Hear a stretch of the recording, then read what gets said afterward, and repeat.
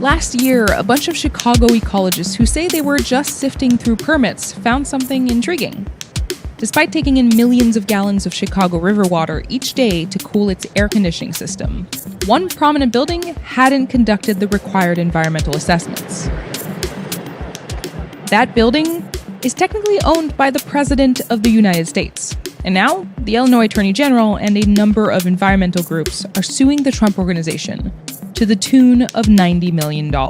How much water is Trump Tower taking in every day? It's about 20 million gallons a day.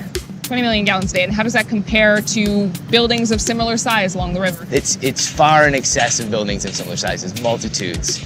So we're going by Trump Tower right now. We're on the east end of their development. You can kind of see some white water next to the wall right here. Yeah, right there. Right here side. Given its history, it's pretty surprising that anyone wants to canoe or fish in the Chicago River today. It once was a dumping ground for everything from industrial waste in the early 20th century. Human waste dumped onto people in Chicago and to 800 pounds of human waste from Dave Matthews' tour bus in 2004. Yuck. But the state's put a lot of work into helping the river's wildlife recover. To make this happen, organizations including Friends of the Chicago River have released thousands of native fish into the water to repopulate it. And some of the larger buildings check their water intakes 3 times daily to make sure they aren't sucking in fish. But Chicago's Trump Tower seems to have opted out of the river makeover attempt.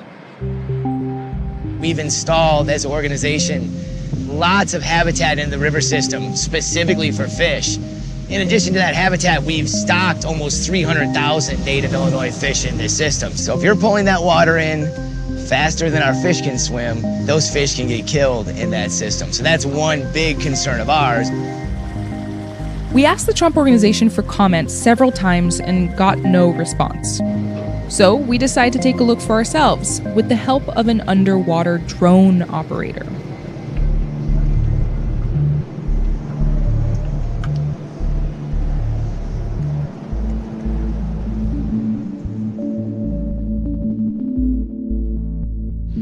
So on the screen here we have a live view right from the ROV itself.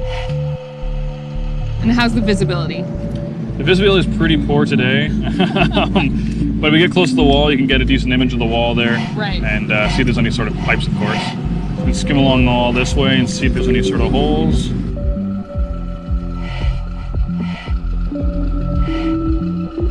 There's a lot of holes where there's just missing concrete, so it's kind of, you're not sure if it's an inlet or missing. Oh, we just saw a fish on screen. Little tiny fish, looks like it's about 3 or 4 inches long. We didn't get very far into the exploration before the Trump Tower security guards showed up. We're filming for Vice News Tonight. It's a nightly news show on HBO. It involves the lawsuit for sure, yeah. Shortly after that, they called the cops on us. Even though droning in the river is legal, the police told us to take the drone out of the water and move along to avoid holding up river traffic and spooking Trump Tower security. So I gather that we made the security guards nervous. Okay, all right.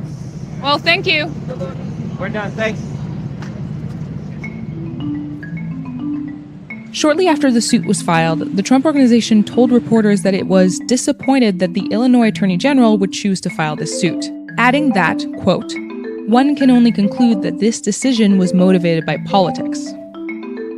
I think that calling it politically motivated diminishes the environmental impact and the environmental reasons for bringing this lawsuit.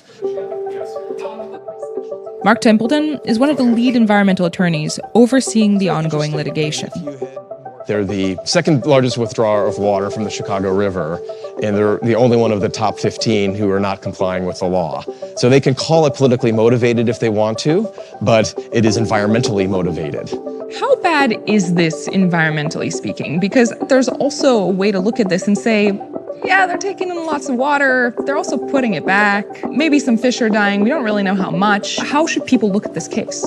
The problem is, Trump Organization has not even done the studies to be able to answer the question of how bad it is.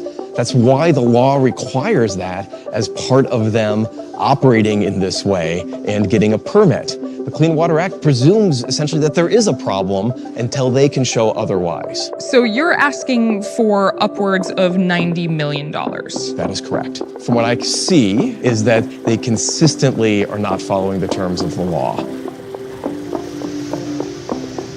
We know the Chicago River is not going to be the Amazon or the Mississippi. It's a different kind of river. But we know that it can support a really healthy, vibrant fish population. It's 2018. The water should be clean enough to swim. The Clean Water Act called for that to happen in the early 80s. You know, that's what we're looking for.